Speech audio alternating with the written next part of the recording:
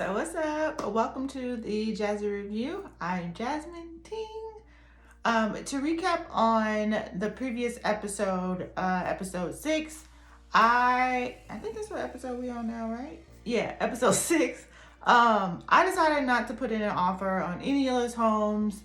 It just wasn't the vibe, you know? And ultimately, it just didn't really have what I needed on my wish list. So I liked the homes, but it just wasn't working for your girl, okay? In this episode, well, before I talk about this episode, if you're new here, I'm trying to buy a home, hence the title or whatever. If you are not caught up on all the previous episodes, I will link the most recent one up here, and then I'll also put all the other links to the previous episodes in the description below.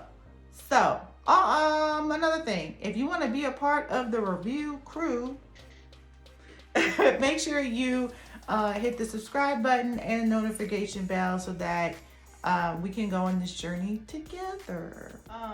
Let me just tell y'all, this process is becoming very frustrating. Okay, I'm trying to keep my zen, but all I really want to do is honestly quit. I know it's still relatively early, but everybody's wanting to buy a house. A lot of people are in a different financial situation than I am. They have 2 incomes, or they just make a lot of money by themselves or whatever.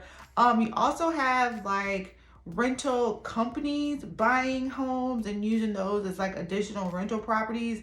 You have just people who do this all the time, as a career, buying properties, so they have a lot of money. It's just a lot happening. So what happened was I had 2.5 appointments, and I'll tell you why I say half in a minute. So 2 appointments to see multiple homes, because if y'all remember from previous episodes, I said that I was going to have to start seeing homes back to back because I have a very small window of time after I get off work. So we start sending appointments, 3, 4, 5 appointments if we can in one evening. Well, one day we had an appointment. We had appointments, I think we had 3 appointments set up. When I tell you all of those appointments got canceled because they accepted an offer, and all 3 homes had gotten put on the market the day before. Okay, the day before. And then it happened on 2 separate occasions where we had scheduled to look at multiple homes and they all got canceled. And I'm like, bro, you're killing me out here. So that kind of sucked. And then the half part is because I reached out to my realtor and I said, hey, I want to see this house. Can you set up an appointment? And she said, okay. But when she went and looked in the app, whatever app she uses, it was open. And she said, the only time it's open is this time. And I was like, okay, I'm going to try to get in there. And then she went back in the app and that appointment was already taken. And I'm like, okay, what about tomorrow? And she's like, okay, we'll try to set one up for tomorrow. Well, tomorrow was already booked. And then I'm like, damn. And girl, and y'all, come to find out that house went quickly too. It's houses are just, we out here, we gone. Anyways, so this episode, I'm going to be looking at rental properties or things that I could use as rental properties, because it's something that I'm interested in. I don't know a whole lot about the rental property business, but I figured if I could live in one side and rent out the other, you know what I mean? So yeah, that's that for a recap. Yeah, let's do this.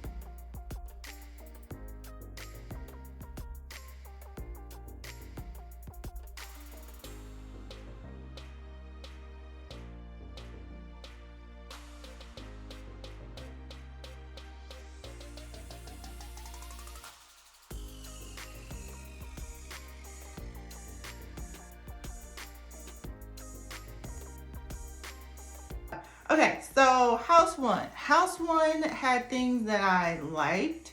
I liked the fact that everybody, like, it had like a little park dog thing next door, and it had an area where you can like sit outside and have a bonfire, and the outside space was pretty nice. Okay, let's just start with the wish list. Okay, so it had uh one bedroom, one bathroom, and did not have a garage. Um, and that's for both apartments. The upstairs apartment, I like the layout a lot better than the downstairs one. I like the outdoor space. The thing I did not like though is when you, first of all, I did not like having to go up the stairs. And I think if I remember correctly, the upstairs unit is the one that I would be living in, because the downstairs unit, that tenant wants to stay there. So they're going to renew their lease, and the upstairs people are not. So if I were to move into that place, I would by default have to stay upstairs, which means I'd have to walk up those stairs in the wintertime or just all the time in general. And then I would be responsible for cleaning the stairs and like doing all of the exterior work. Yes, I could hire somebody, but until I figure out how to make this whole process work, I will be doing all of that myself. I don't really know if I'm trying to do all of that. You know what I'm saying? So, the upstairs one, like I said, I like the layout a lot better. But I did not like the fact though that you walk in and it's just like a washing machine, which is kind of weird, because I'm like, okay. They had a laundry room, which was cool, but it was kind of like a laundry room and a pantry. So there wasn't enough room, or however they had the water pump system. I don't know. However they had it set up, the washing machine was literally as soon as you walk in. And I personally don't like that. Maybe it can be changed, maybe not, but I don't like that. So that's a no for me on that. It did have a carport, which is pretty nice, but like my wish list says a garage, not a carport. So that would be an X on that one. Overall, will I put it in an offer? Probably not. Although I really did like it. Well, liked it. Kinda. So, yeah, let's do on to house 2.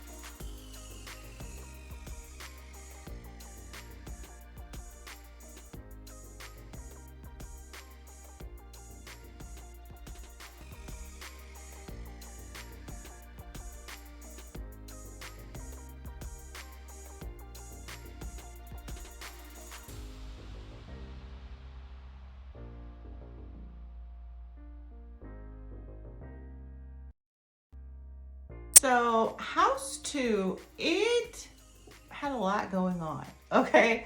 Let's just start with the wish list. So I guess technically it did have 3 bedrooms, 2 baths because it had 2 sides, but individually they didn't. So I don't know. We could kind of sort of say that I don't even know if we can even do the wish list with these kind of homes because they are like rental property purposes. So we'll just scratch the wish list for today, I guess. But it had 2 bedrooms, 1 bath. I don't know. I can't get down with the laundry facilities being in the kitchen. Like, I know that some apartments, some houses actually have laundry facilities in the kitchen, but it's usually like in a closet of some sort. In this case, it was just out.